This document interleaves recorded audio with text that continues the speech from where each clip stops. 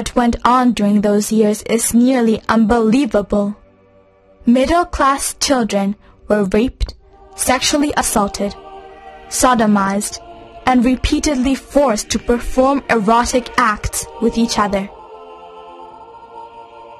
Pictures and videos of such events were sent through the internet to the US. Some of the kids even went back and forth to Los Angeles, California, unchecked. When fresh meat, as Curry used to say, was scarce, he used employees to bribe mothers to get him girls from impoverished neighborhoods. When criminal investigations began, Dan Curry was immediately tipped off by friends in the judicial system. He fled, traveling first class, right from Cancun's International Airport to California to avoid being caught by police. He is currently awaiting extradition to face criminal charges ranging from rape to making and trafficking with child pornography. In the world of the child sex trade, coercion takes many forms. Whatever works is used. Deceptive advertisements, death threats or gifts, promises and sweet talk, forceful confinement, kidnapping, and violence are common, as is pushing children as soon as possible into drug and alcohol dependency. Once in the jaws of the system, these children become practically enslaved. Chances to escape are scarce and risky, and for the lucky few who get out, the way to recovery is long and painful. Sex tourism purveyors are ruthless. Once children are in their hands, all their rights, along with their childhoods, are stolen. Vulnerable children are immediately stripped of their freedom and dignity. Most survive in subhuman conditions. No access to healthcare, no safety or protection from the justice system. To make them dependent on prostitution for survival, they are denied basic education.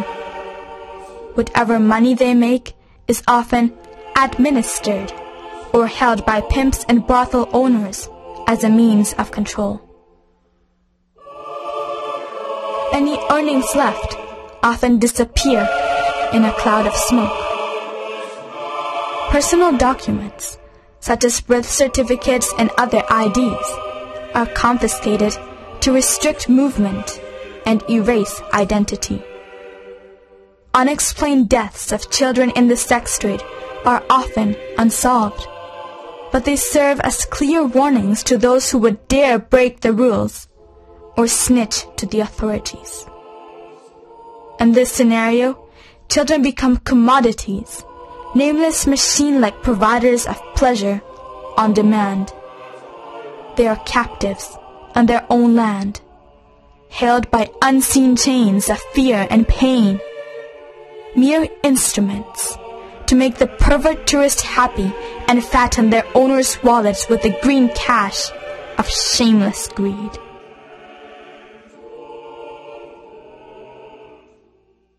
I didn't have much choice. Without money and 15 hours away from my home, I ended up serving drinks in the bar. One day, the manager offered me to a customer without my knowledge. That night, we took a cab, and suddenly, this other guy hops in. I thought he was his friend or something. Then the manager told me, "I'm gonna be blunt. This dude wants to have sex with you, okay?" I answered back indignantly, "You're a cheater!" And of course, I refused. In fact, I learned later that the customer had already paid the manager to be with me.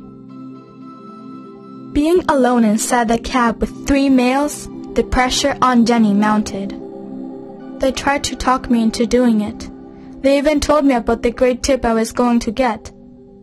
That was Jenny's first experience with a restaurant manager, only a few weeks ago. "These guys are the mafia," she continues. I'm very angry at the manager. He now forces us to serve as the customers. There are 14-year-old girls working at the bar. I don't wish this kind of life for girls so young. I want to share my experience so that others may not be deceived as I was. It is obvious that Jenny doesn't feel free at this time to tell why she caved in, or why she doesn't just leave and go back home. But the word mafia, which she used in the interview to describe the prostitution ring she was duped into, is a very meaningful one in Mexican culture. We must not forget that she has an 8-month-old baby held at the brothel's daycare center. After this interview in early January 2004, the human rights activist filed a police report on behalf of Jenny, whose name has been changed to protect her identity. Over the years, encounters like these have resulted in establishing a bond of trust that in due time often will lend a much-needed helping hand to rescue and rehabilitate exploited minors. To witness the shameless exploitation of the most vulnerable children and remain a silent bystander is foreign to human dignity and sense of justice. It is hard to imagine a more despicable crime than to take advantage of hurting, abandoned, and powerless street kids. Nevertheless, that is exactly what the greedy sex trade industry does every day in our faces. Unfortunately, thousands of unsuspecting, decent tourists can play golf, tour the pyramids, and enjoy the spectacular surroundings of Cancun at the same time that Mayan children are being kidnapped, raped, abused, and beaten for a profit. Unlike traffickers and pedophiles, visitors cannot be blamed for their naivety. There are many layers of complicity designed to hinder their ability to see the dark side of Cancun.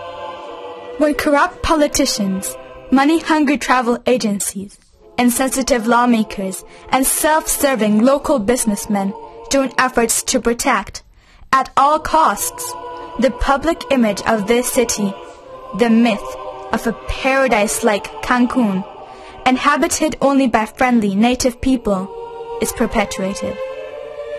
This paves the way for corrupt policemen, unscrupulous pleasure peddlers, and dangerous mafias that join forces to silence the deafening cries of the helpless.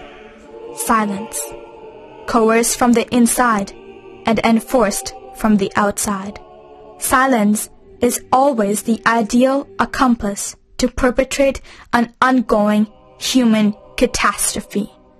Is this term an exaggeration? Let us listen to the following statistics and decide for ourselves. In an in-depth investigation done by the Audrey Hepburn Fund, Covenant House Latin America, and the Government of Canada, it was concluded that the problem of child sexual exploitation in Mexico and Central America is widespread, growing rapidly, and very much related to other types of international organized crime. According to specialist Storchin Leithold, sexual crimes committed against children range in the thousands every day.